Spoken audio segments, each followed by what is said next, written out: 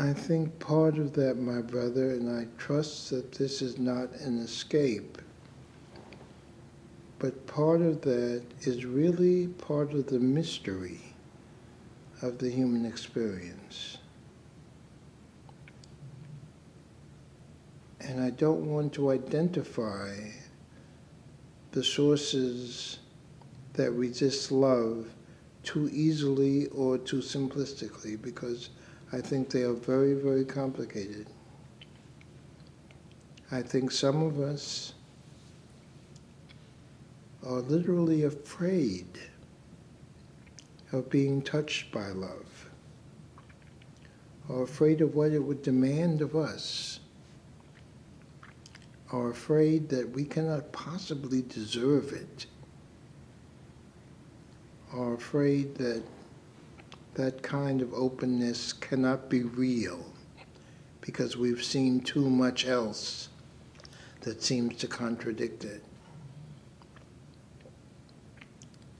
And some of us have simply blinded ourselves by other kinds of determinations, missions, purposes in our lives, and we are so focused on those, like material gain, for instance, that we can't possibly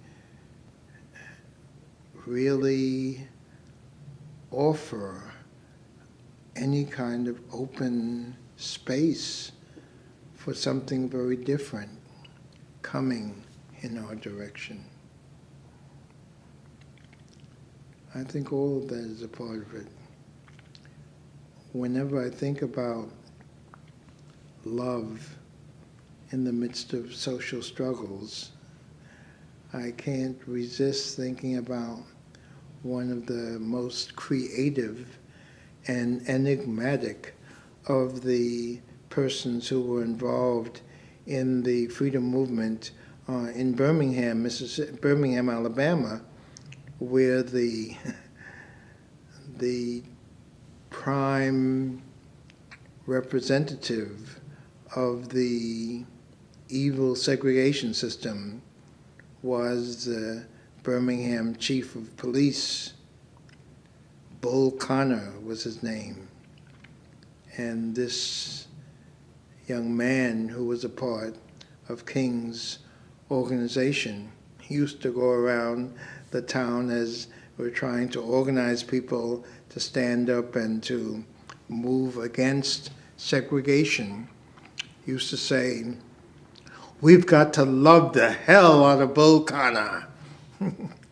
So that, in a wonderful and strangely humorous way, is to some degree represents the tension there, that the Bull Connors of this world may be so full of their own fear, their own sense of importance or unimportance, their own